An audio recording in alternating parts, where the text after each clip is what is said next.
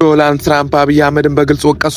የኖቤል ሽልማቱ ለኔ ገባ የነበር ያሉት ፕሬዝዳንት ዶናልድ ትራምፕ በኢትዮጵያና በግብጽ የአባይ ግድብ ውጥረት ላይ አሜሪካ የማያወላውል አቋም እንዳላት አስታውቀዋል። ጠቅላይ ሚኒስትሩ እኔም ቢሰሙ ይሻላቸዋል የሚለው የትራምፕ ንግግር ለኢትዮጵያ ምን አይነት መልእክት ይዞ ይመጣ ይሆን? የአሜሪካ በኢትዮጵያ ላይ ጫና ልታደርግ ይሆን? ዝርዝሩን ይዘላችሁ ቀርበናል። ክብራትና ክብራን የቻናል ተከታታዮች ቻናሉ ሰብስክራይብ እና ላይክ ማድረጋችሁን አትርሱ። የኖቤል ሽልማቱን ስርክ ፕሬዝዳንት ዶናልድ ትራምፕ በዳቮስ የዓለም ኢኮኖሚ ፎረም ላይ ከግብጽ ፕሬዝዳንት አብዱል ፈታህ አልሲሲ ጋር የሁለትዮሽ ውይይት ካደረጉ በኋላ በሰጡት መግለጫ ጠቅላይ ሚኒስትር አብይ አህመድ ያገኙትን የኖቤል ሰላም ሽልማት ተችተዋል። ትራምፕ እንዳሉት ከሆነ አንድ መሪ ለግድብ ጉዳይ የኖቤል ሽልማት ከተሰጠው፣ ነገር ግን ሽልማቱ ለኔ ይገባኝ ነበርም ብለዋል። ጉዳዩን ለመፍታት ብዙ የደከሙት እሳቸው እንደሆኑም ገልጸው ትራምፕ ሽልማቱ የሰጠው ያለ አግባብ እንደሆነም ተናግረዋል። ግሬት ዲል እና የአሸማጋይነት ፍላጎት ትራምፕ ራሳቸውን እንደ ዋነኛ አሸማጋይ በማቅረብ ለኢትዮጵያም ሆነ ለግብጽ የሚበጅ ታላቅ ስምምነት ወይም ግሬት ዲል የማድረግ አቅሙ እንዳላቸውም ገልጸዋል።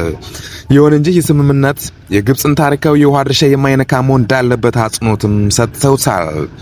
ጠቅላይ ሚኒስትሩ እኔም ቢሰሙ ይሻላቸዋል በማለትም ለኢትዮጵያ መሪ ቀጥተኛ መልእክት አስተላልፈዋል።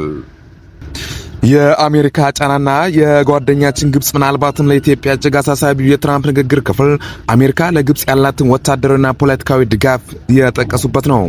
አሜሪካ ለጓደኞቿ ትቆማለች፣ ግብጽ ደግሞ ታላቅ ጓደኛችን ናት ያሉት ትራምፕ ኢትዮጵያ በግድቡ ጉዳይ ግትር አቋም የምትይዝ ከሆነ እርዳታን ጨምሮ የተለያዩ ዲፕሎማሲያዊ ጫናዎች ሊመጡ እንደሚችሉ ፍንጭ ሰጥተዋል። ይህም ከዚህ ቀደም ትራምፕ በኢትዮጵያ ግድቡን ልታፈነደው ትችላለች ብለው በሰጡት አወዛጋቢ መግለጫ ጋር ተያይዞ ትልቅ ስጋትም ፈጥሯል። የኢትዮጵያ መንግስት ምላሽ ምን ሊሆን ይችላል?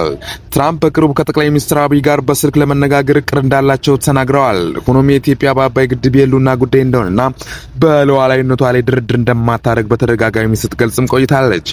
የትራምፕ ዳግም ወደ ስልጣን መምጣትና ወደ ግድቡ ጉዳይ ጣልቃ መግባት በኢትዮጵያና በአሜሪካ ዲፕሎማሲያዊ ግንኙነት ላይ አዲስ ፈተና ሊያመጣ እንደሚችልም ይገመታል።